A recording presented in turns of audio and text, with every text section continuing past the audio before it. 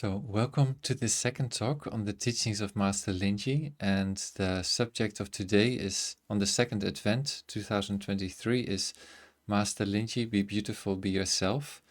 And today I would like to immediately start with the section number 3 in this book, Zen Battles of our teacher.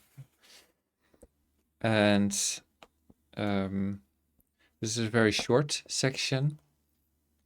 One day the Zen master came into the Dharma hall and said, "On this lump of red flesh is a real person of no position who comes in and out right before your face. Whoever has not seen that person should look carefully. Have a good look." At that point a monk came up and asked, "What is that real person of no position?" The master stepped down from the meditation platform, took hold of the monk and said, "Speak, speak. What is that real person with no position?" The monk was perplexed. The master let go of him and said, "The real person with no position is no more than dry excrement on a stick." The true person without position is a person that cannot be located in space and time. The true person also does not hold a status or a position in society. The true person cannot be grasped, cannot be defined, cannot be found in space and time, because if you go look for it, you cannot find it inside the body or the feelings, perceptions, mental formations, and consciousness, and also not outside of these 5 skandhas that make up our person. And Master Linji was saying, have a good look, be mindful, take a good look. On this lump of flesh, this body, there is a real person of no position. So there is something that you cannot locate, and that is called the real person, with no status. Look deeply. So our true person is like a wonder, and this true person is our own Buddha that cannot be found inside the flesh or inside the feelings. The Buddha was a human being just like us, and this real person is something we have all in us, and the Buddha, he knew how to find this true person, or he knew how to be in touch with the true person, with his own Buddha nature. And Master Linji was saying, do not identify yourself with this body, with this flesh. You are limitless life. You are the Buddha. You are the masters. You are the arahats. You are the patriarchs. You are your father, your mother, your ancestors. You are the earth. You are the sky. And a monk asked him the question in this third section, like, what is this real person of no position? You talk about him, but what is it? And Master Linji, again, as we've seen before, he decided that his way of answering was to throw the question back at the monk. And he encouraged the monk to speak without hesitation. But the monk hesitated, and the master, perhaps because he did not want his student to become attached to his idea of like having a pure, true person that is completely 100% wholesome. And so he said, this real person with no position is no more than dry excrement on a stick. And so that kind of like helped him to, or he hoped that this way he could help his student to not be so attached and not to see that as a completely pure kind of like true person, but that it is the dry excrement is in that sense a medicine to not become attached to that idea that you have of the true person. And Master Linji asked us to look deeply into ourselves with the light of mindfulness. And and mindfulness is a real light that can help us to see things in ourselves, in our body, in our feelings that remain unseen if we do not have the light of mindfulness. And that way we can go beyond the body, beyond the feelings, perceptions, mental formations, and consciousness, and discover more and ask ourselves the question, who am I? And can I find a true person with no position? And this is a koan, a question that we should try not to solve with our intellect. The hesitation of the monk is because he starts thinking and he starts using his intellect. And the master gave the monk a chance to answer the question by himself. And so he threw the question back at him and he said, like, the answer is already in you, and just say it without thinking about it. Let it manifest your answer. And we continue with section 14.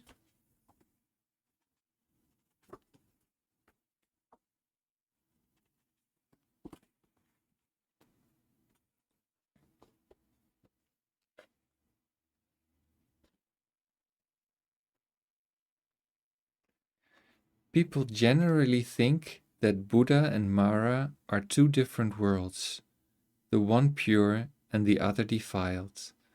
As I see things, Buddha is not, living beings are not, the past is not, neither is the present. If you realize the truth, you realize it directly. You do not need to take time to realize it. You do not need to cultivate, you do not need to realize. There is no gain, no loss. At no other time can there be any other teaching other than this. If there were a teaching other than this, I would say it was only a dream, a magic show. So people generally think of Buddha and Mara as two different worlds. The one pure, the Buddha being pure, and the Mara being defiled. But here in this section, Master Linji says, as I see things, Buddha is not, living beings are not, the past is not, the present is not. If you realize the truth, you realize it directly, and you do not need any time to realize it. And if there was another teaching like this, I would say it was like a magic show.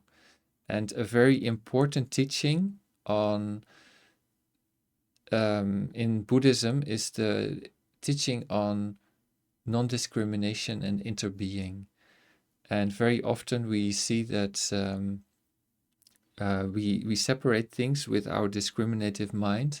And so we see, like, okay, there's mud and there's lotus, and there are two different things. They're two different worlds.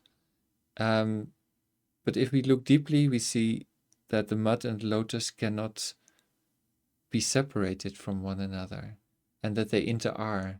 And oftentimes we do not look deeply in the lotus. We think, oh, the lotus is the symbol of purity, and the mud is the symbol of defilement. And then we discriminate against the mud. But with the eyes of non-discrimination, we see that the lotus really just grows in the mud. And so we look deeply in the lotus and we see the mud. And the lotus and the mud are not two separate worlds. Just like Mara and Buddha, as in this section is being described, are not two different worlds. Light, darkness, good, evil, left and right, only exist as pairs of opposites. And in fact, good and evil and Buddha and Mara are also not an objective reality. They are products of our mind. We have an idea about Buddha, we have an idea about Mara, and we put them into a category. But that's not objective reality. That is a product of our mind. And in this section, Master Linji also says, the truth can be realized directly. Insight is now or never. Do not hesitate. it doesn't need to wait for anything. The answer is already in you.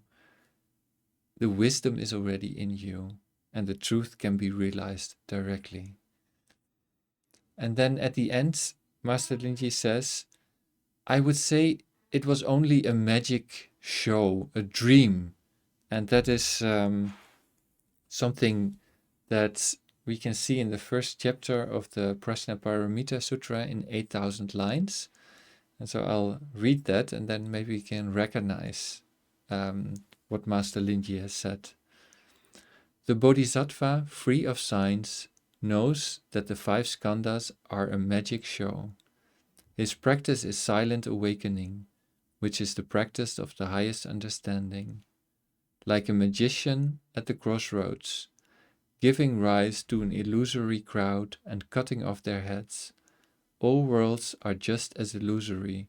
Knowing this, he feels no fear.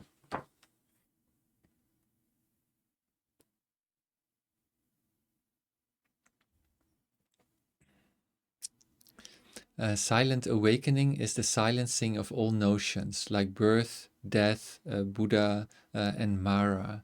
And all notions arise from the mind and are like a magic show without substance. And so also like in this verse, it is a magician at the crossroads, giving rise to an illusory crowd and cutting off their heads.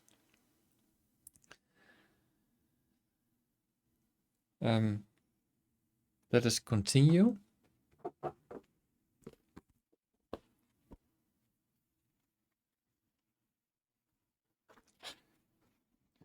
You are all the clear original nature. Not one of you is obstructed. You can all penetrate the 10 directions. You can roam freely in the 3 realms. Each one of you can freely enter every realm without obstruction. Each one can, in the blink of an eyelid, penetrate the Dharma realms. If you meet the Buddha, you speak to the Buddha. If you meet the Master, you speak to the Master. If you meet an Arhat, you speak to the Arhat. If you meet a hungry ghost, you speak to the hungry ghost. You can enjoy traveling in every land, teaching living beings and not seeing for one moment that you are not at home. In these words of the Master, we can recognize that the Buddha, the Master, the Arhat, the hungry ghost are inside of us, and we can touch or speak with them in every moment. For example, a hungry ghost is described as a person with a very thick belly and a very narrow neck. And that means like he has a lot of hunger, but he cannot be satisfied because his neck is very, very narrow. And in us, we may also recognize that there's also like a hungry ghost in us. Maybe we have a habit of looking for love outside of ourselves. We want to be recognized, we want to be seen, we want to be heard, we want to be loved. But even if there is plenty of love, plenty of recognition, we cannot swallow it and we remain hungry. So it's not a matter of there not being enough, but a hungry ghost will just always continue to look for something to fill up the emptiness inside. And this hungry ghost is an energy that is present in each one of us, and we can speak to it in every moment. And the same is true for the Buddha. The Buddha can be spoken to in this moment because Buddha is already there and he's not outside of us. And that is the good news that Master Linji gives us. We don't need to look for anything outside of ourselves. Continue with section 14. My friends, if today you want to be the great gentleman, you have to realize the truth of the fact that there never has been anything to do. It is only because your confidence is immature that you continue seeking at every moment. You remove your head and then go looking for it, and you cannot stop yourself seeking. The great gentleman is another way of saying the true person, We are already this true person, and there's nothing to search for. So Master Linji said, you don't need to do anything. You are already what you want to become. Be beautiful, be yourself. You don't need to become anything else. The wave is already the water, and the wave doesn't need to look for water. The wave doesn't need to do anything. The wave just enjoys being the wave. And we do not have anything to do. We do not have anything to attain. We do not need to chase after Buddha because we are already Buddha. We are already what we are looking for. And in this section, it's also like, you already have a head. Why go looking for another head? You only do it because you think you are lacking something, because your confidence is immature, and you continue seeking at every moment. The Master continues.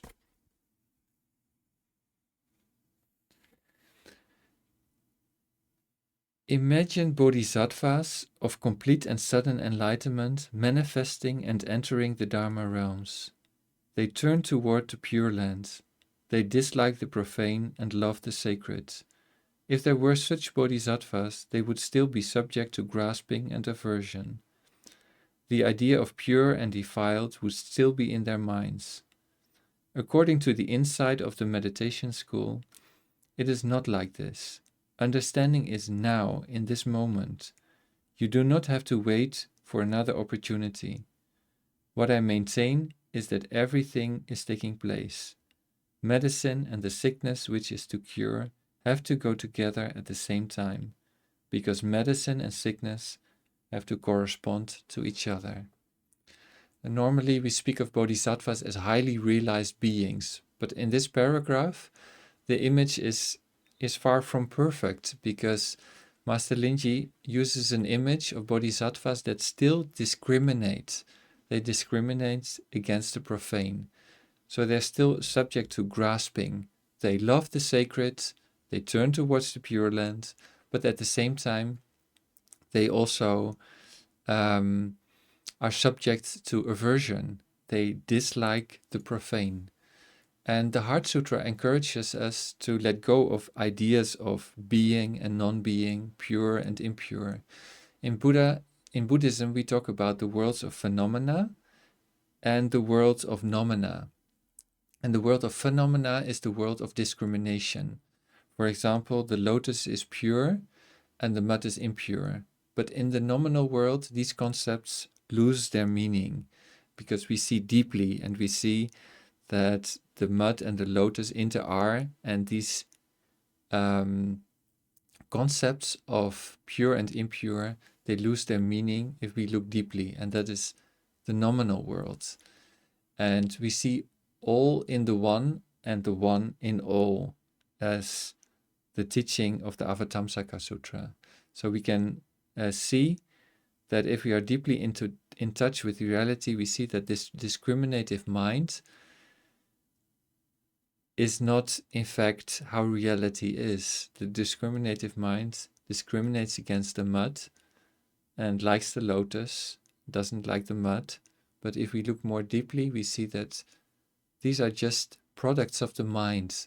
We have images of the mud and we have an idea about the lotus. And Master Linji says medicine and sickness are not two separate things, because medicine is only medicine because it can cure a sickness. If it cannot cure sickness, then it's not medicine. And medicine has to fit also to the person, to the patient. And that is what the Buddha also did. The Buddha used, for example, the medicine of non-self, because he saw that there were many people caught in the notion of a separate self. And the teaching of non-self is therefore a medicine for people of his time. And it's not an absolute truth or a dogma to get caught in. And Master Linji called these traps the traps of the ancient ones. The ancient ones have set up traps for us that we can fall into.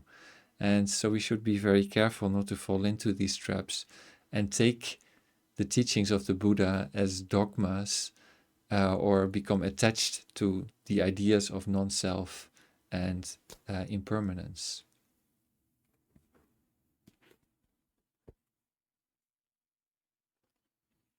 Then the last section the last part of section 14. My friends, do not allow fake elders here and there to stamp the stamp of realization on you without rhyme or reason, and then go spreading the news. I have Zen. I have understood what is meant by the way. And then give an eloquent discourse which flows on constantly like a waterfall, but whose only function is to create the karma which leads to hell. Someone who practices the true path does not need to scratch around, picking out the faults of the world. All he needs to do is realize right view. All he needs is to realize right view instantly. Only realization of perfect right insight can be seen as success. So this last sentence, like only realization of perfect right insight can be seen as success. We have many ideas about success.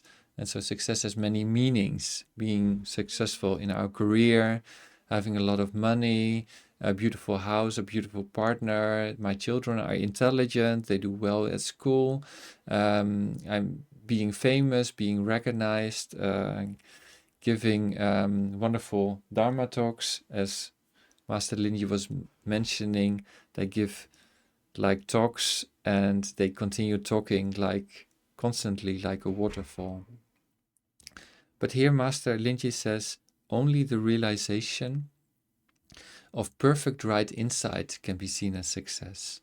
So it means like only that can liberate us from our suffering. We see the true roots of our suffering, and therefore we know what kind of medicine we need to heal our wounds. And that is insight. So insight can liberate us from our suffering because we know what kind of medicine we need. And we do not need the help of fake elders or fake teachers.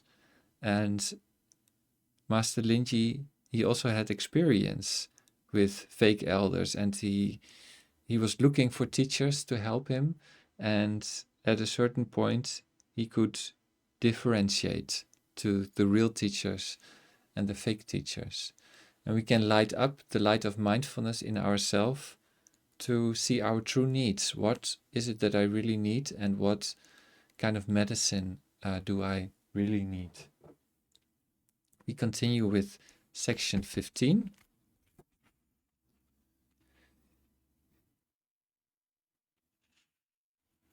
Right view.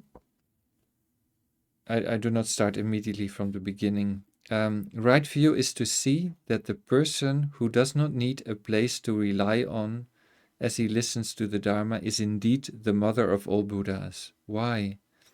Because all Buddhas are born from the place of non-reliance.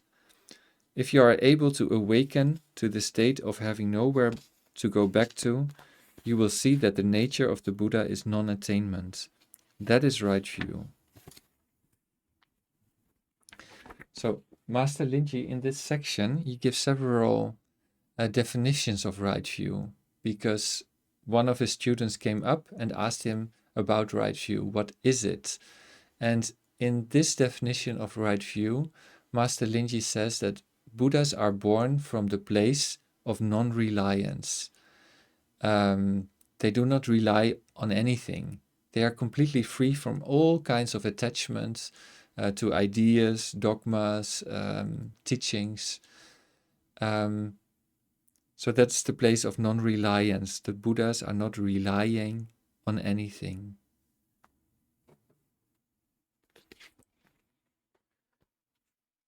The Master continues. If you wish to roam in birth and death as a free person, you should recognize who it is who is listening to the Dharma here. Although that person has no form, no distinguishing sign, no basis, no origin, and no place of abode, he is living, infinitely active, and able to display tens of thousands of wonderful functions. And all those functions have the nature of non-abiding. on the other hand, the more you look for something, the farther away you are from it, the more you are off the mark. This is called the wonderful mystery.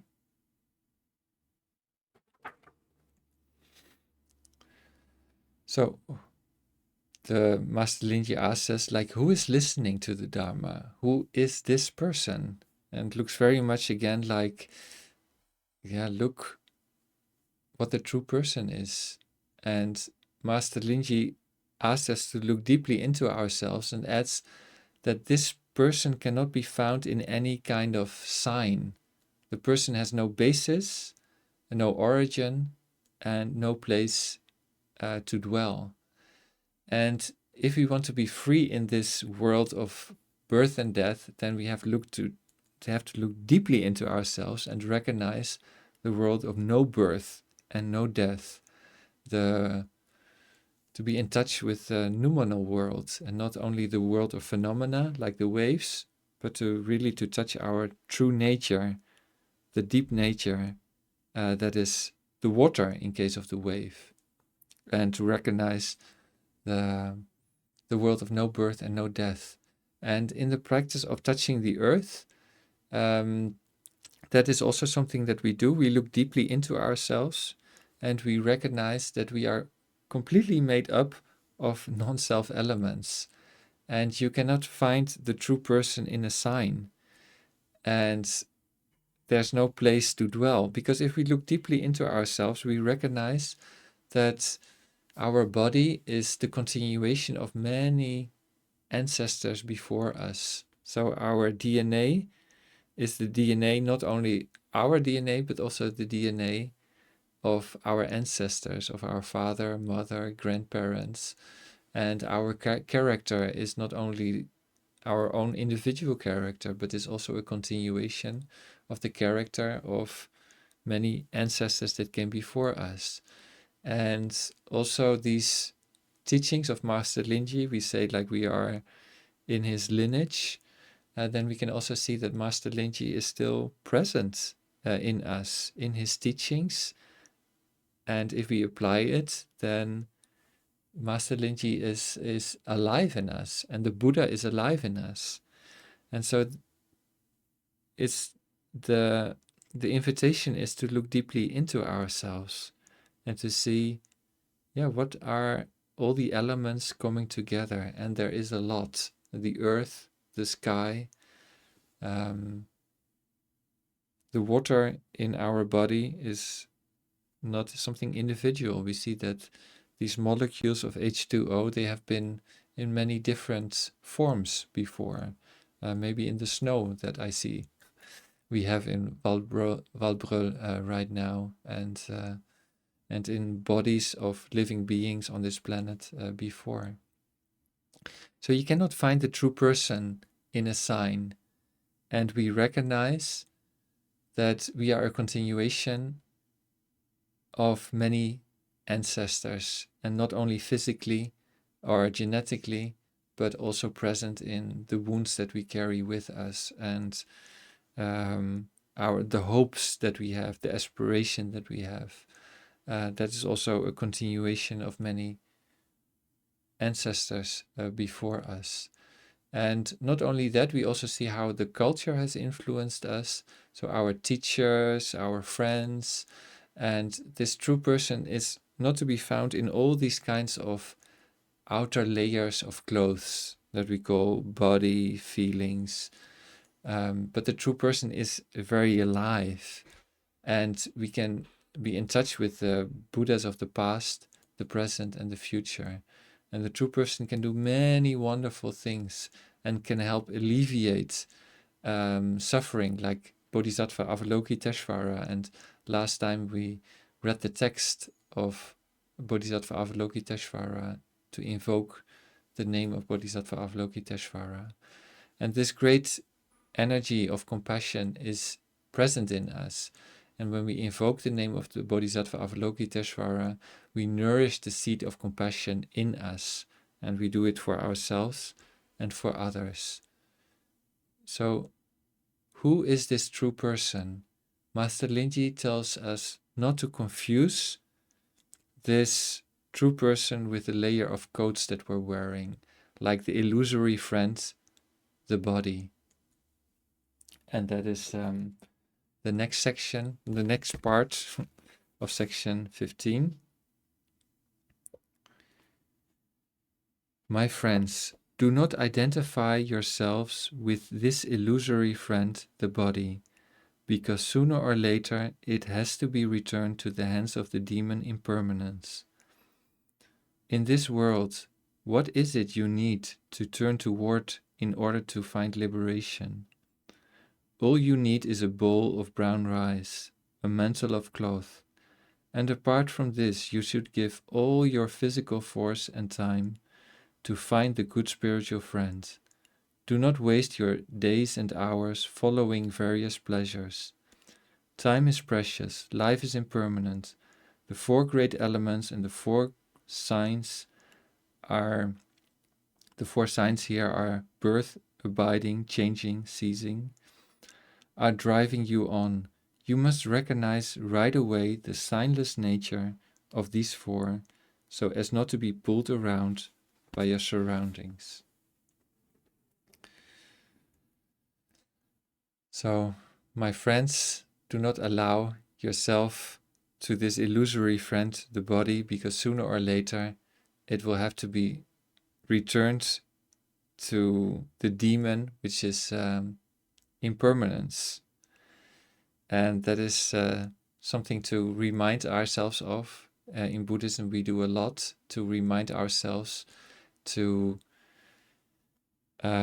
be aware of the preciousness of our time and to use all our force and time, our energy and time to find the good spiritual friends.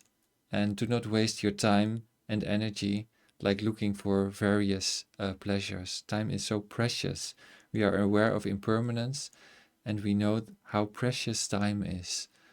And we can recognize the signless nature of our being, so that we are not controlled just by birth, but to see that we are part of a stream of life that has been flowing since beginningless time.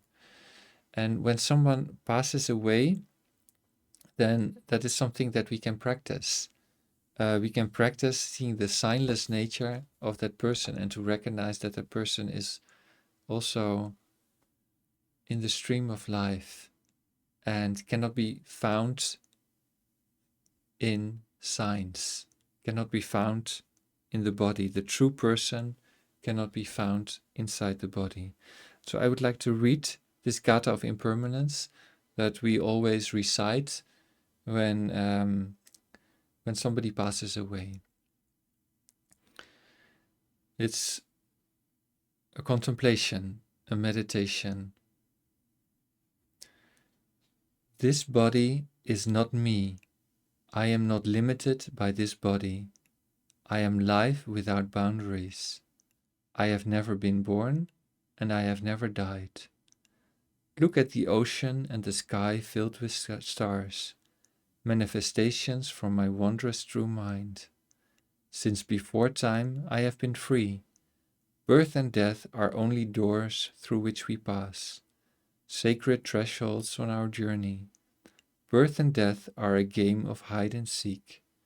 So laugh with me, hold my hand, let us say goodbye to meet again soon.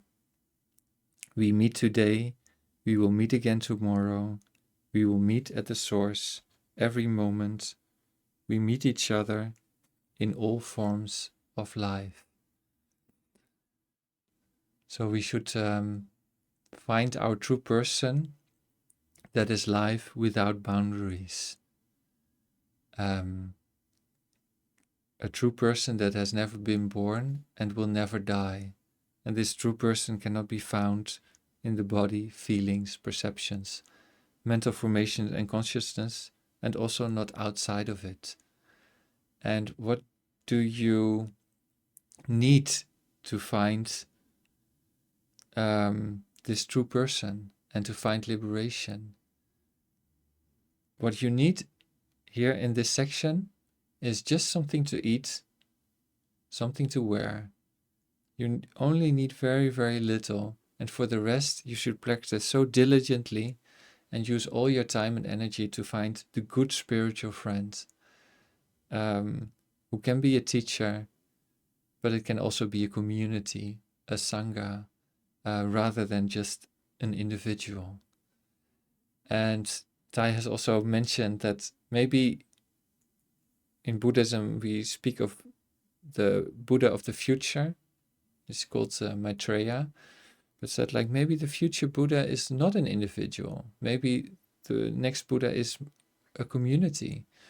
And Sangha is one of the three jewels in Buddhism. And it's like a boat, and a boat can be a refuge of many people and can help many people to cross to the other shore, the shore of liberation. And life is impermanent, life is very precious, and we should recognize that all forms bear the sign, or are without the sign, are of the nature of signlessness. And to see this makes us free, and signlessness is therefore also one of the three doors of liberation, together with emptiness and impermanence.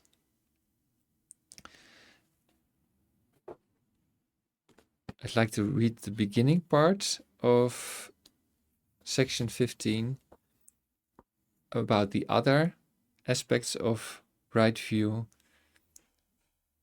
The master replied, after he's been asked what is right view. Right view is the ability to see the nature of becoming, abiding, ceasing, and emptiness in all phenomena, whether you are entering the sacred or the profane, the pure or the defiled. Right view is to see the mark of no coming and no going, unborn and undying in the Buddhas arising in the world, becoming enlightened, turning the wheel of the Dharma and entering Nirvana. Right view is to see in a penetrating way the mark of emptiness of all phenomena. And so right view is a view that cuts through all illusions. It sees that all phenomena are empty of a separate self. And so look deeply in all phenomena and see that all phenomena inter-are. The carrot in our garden is made up only of non-carrot elements, and we see the clouds, the rain, the sunshine, the earth. It is empty of a separate self. And emptiness is the first door of liberation. We recognize that all things are empty of a separate self-existence. You see that everything is interconnected. And this carrot has a certain form and a certain color, but sooner or later we cook, we eat it, and it doesn't mean that the carrot is completely gone, but we can not recognize it in form and color anymore. So where did the carrot go? And it becomes part of our body, it may become part of our actions. So free of signs or signlessness is the second door of our liberation. And then our true person has nothing to attain. Our true person is not lacking anything. We are already what we want to become.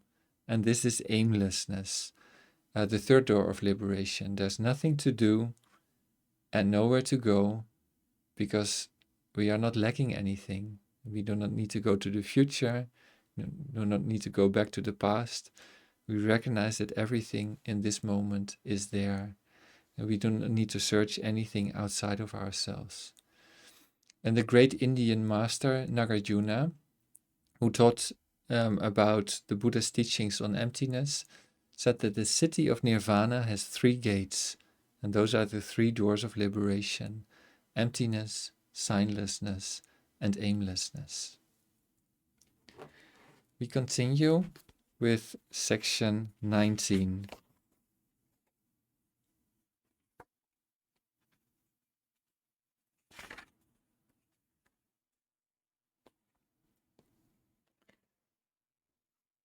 My friends, do not be mistaken.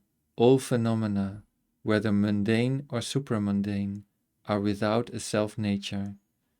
They are all unborn, and that is why they are mere designations, empty names. The name mere designation itself is empty. Why do you take the name for the truth? If you do, you are mistaken. And so we usually use our discriminative mind to divide reality. This is tea,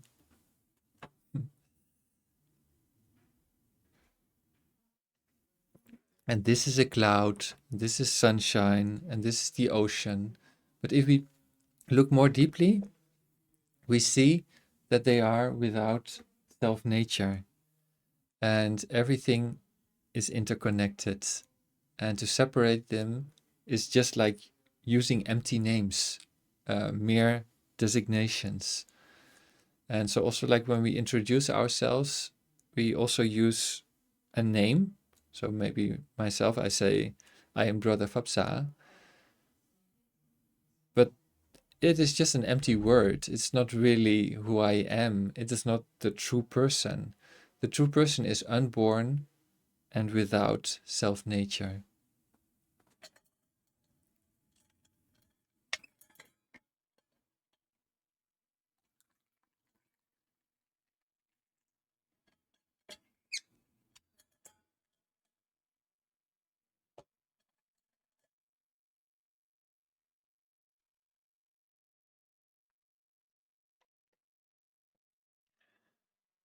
So that's why our teacher also said, there's a cloud in your tea, to see that tea, clouds are empty words.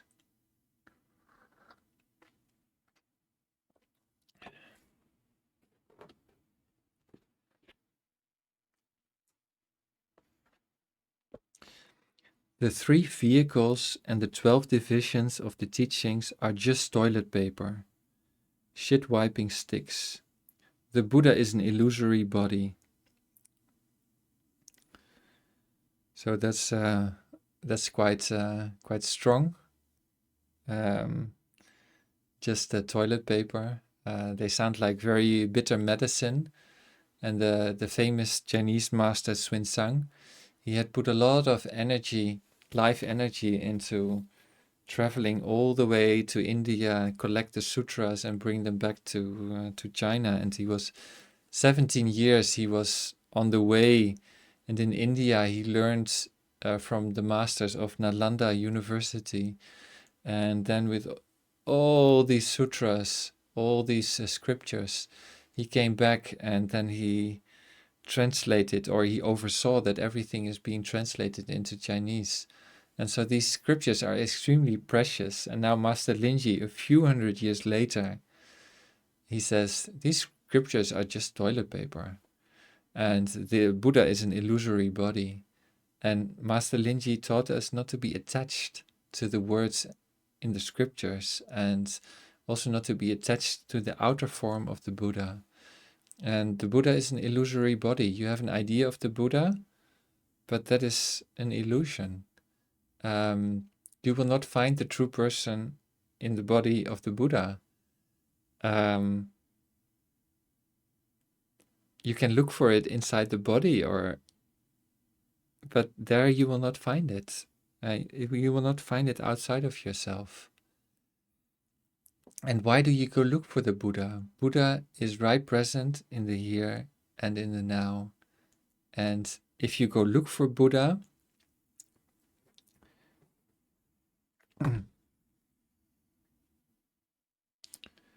if you go in search of the Buddha, your soul will be sucked up by Mara Buddha. If you go in search of the masters, you will be tied up by the Mara masters. The more you seek, the more you will suffer. The best thing is to have nothing to do, to stop looking. And because if you go look for Buddha, your soul will be sucked up by Mara Buddha.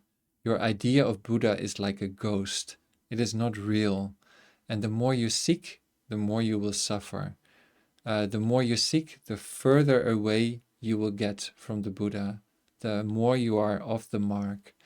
The best thing is just to stop to stop looking, to stop seeking, and have nothing to do. Enjoy your life.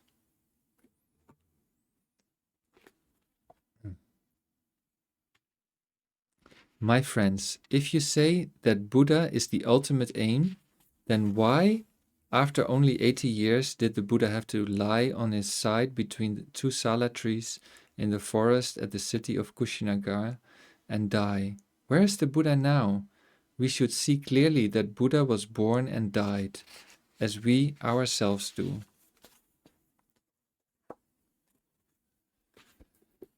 So Master Linji talks about the historical Buddha who died when he was about 80 years old because he was a normal human being and he was born and he got sick and he got old and he died.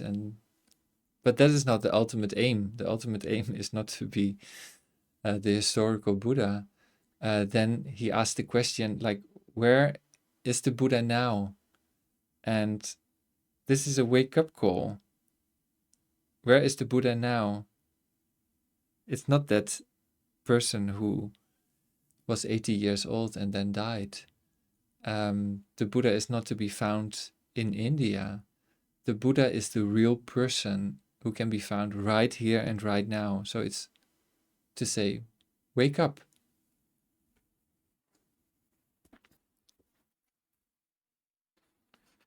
So then we continue.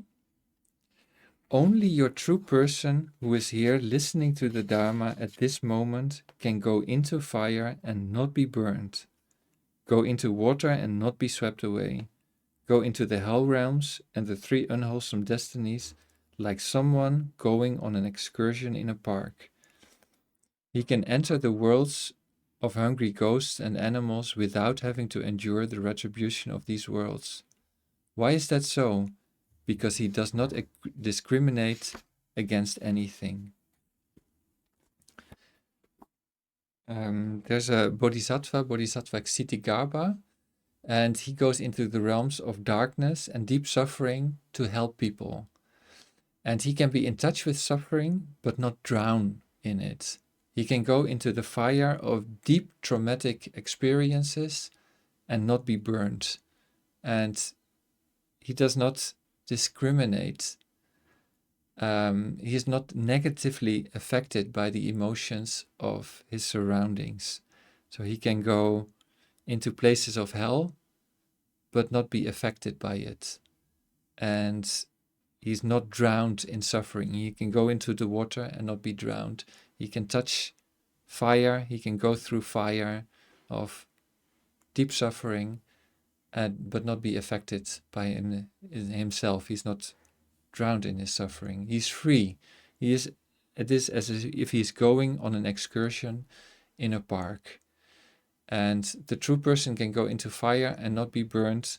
After the Buddha passed away, he was cremated, but this fire did not burn the true person. This true person is completely free. And Master Linji goes on to say that this true person does not discriminate against anything, because the true person is completely free. Free also of ideas of the mud and the lotus. And free of ideas of birth and death.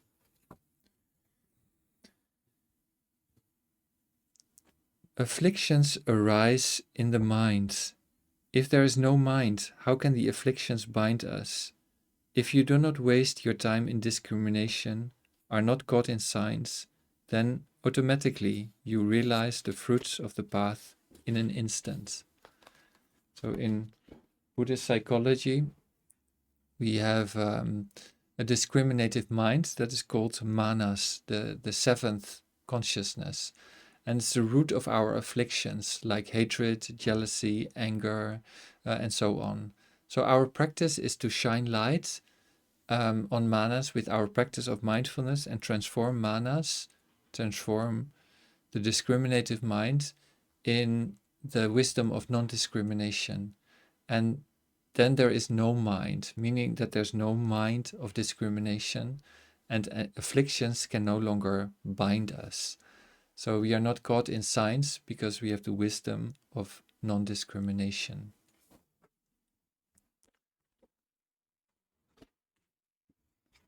If you keep roaming around, running after someone to learn the practice from, even if you study for numberless eons, in the end you will still be coming and going in the world of birth and death. You will not be equal to the person who has nothing to do when he enters the temple and sits down in the lotus position.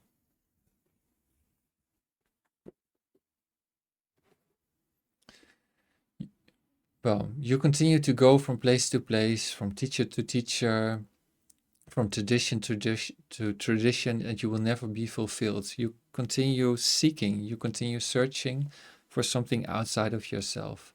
And Master Linji repeats every time in different words to stop and to be the person who has nothing to do.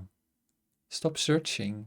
Why don't you just sit down in the lotus position and enjoy doing nothing? Why do you make it all so complicated? Stop running around. And according to Master Linji, wherever we go, we always bring ourselves along with our habit energies, our afflictions, our suffering, our difficulties. So we can always change something. We can always change our partner. We can change our workplace. We can change our living environment.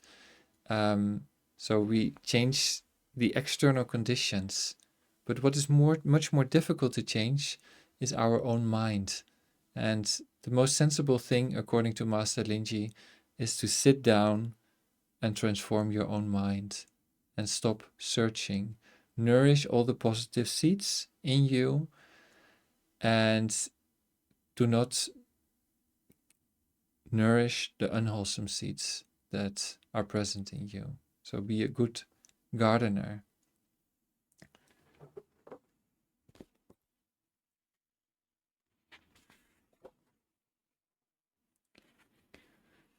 Friends, young monks and nuns have to study and practice.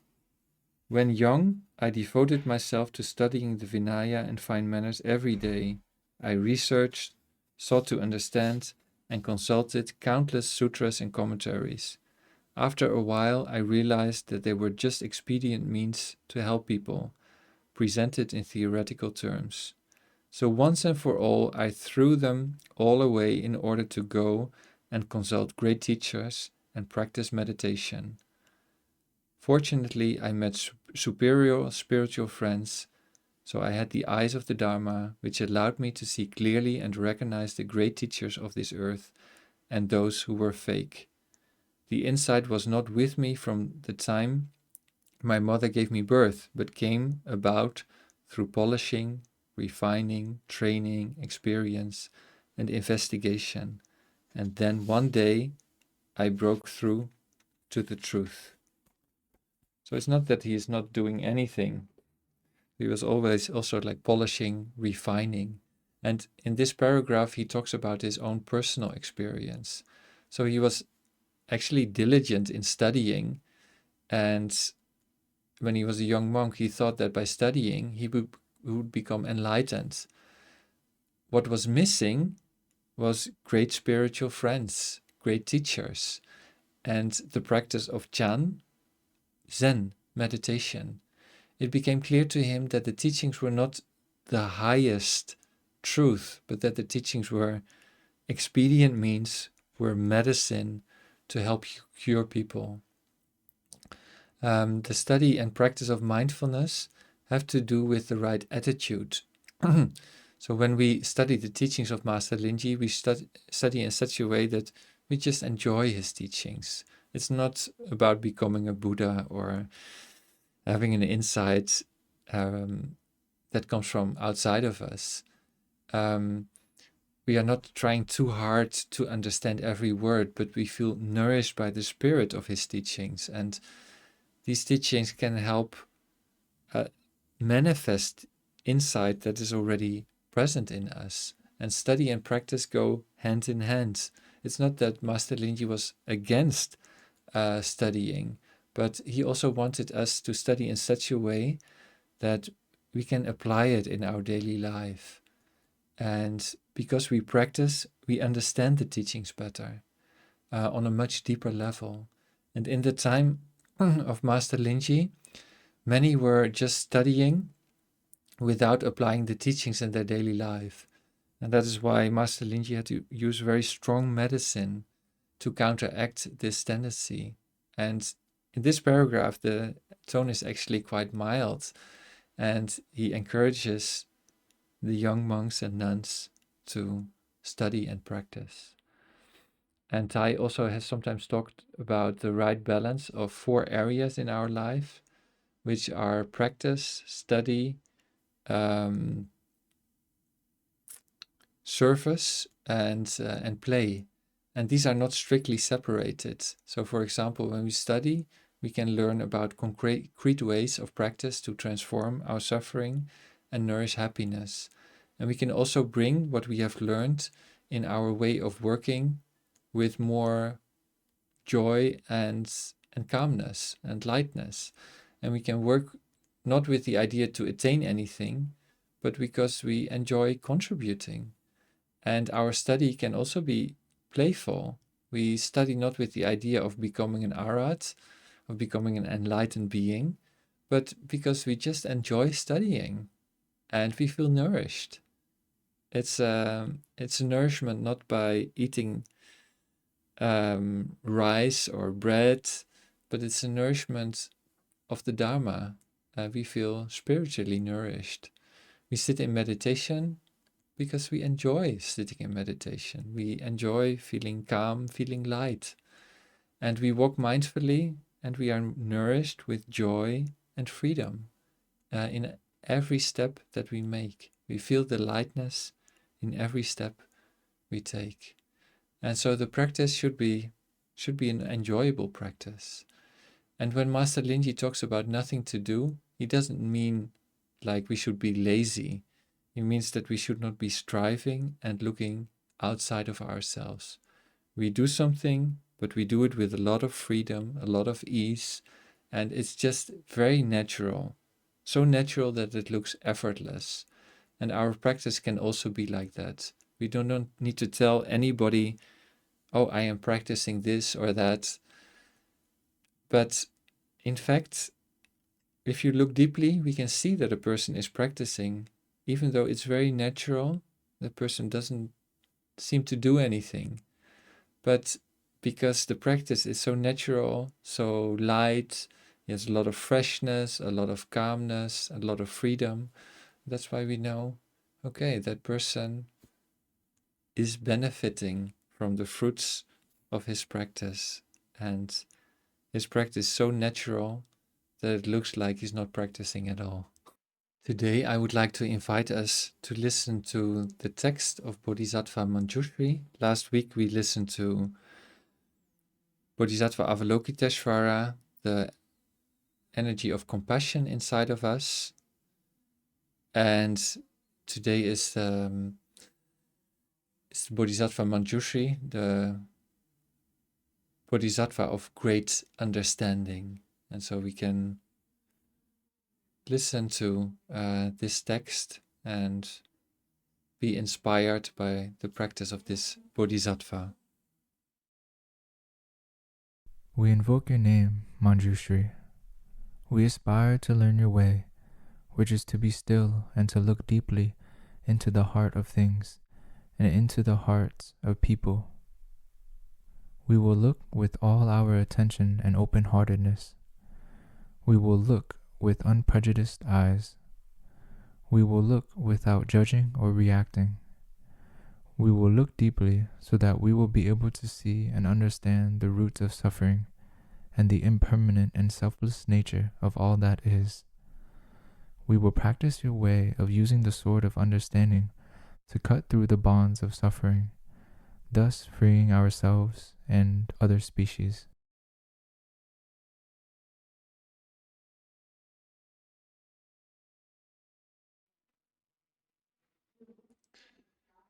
Yeah, so our understanding today is also we do not need to become anyone else, and to see that a rose is beautiful just to be a rose, and she doesn't need to become a tulip.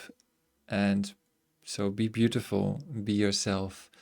And to be beautiful and be ourselves, we can also be beautiful by our smile, by our calmness, by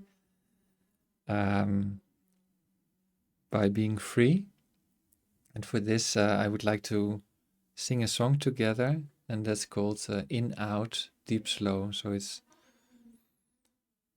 like with the in breath, we can feel calm, with the out breath, ease. The in breath, we can smile. With the out breath, we can release tensions and be aware that this moment, present moment, is a very wonderful moment. It's the only moment that is really available to us.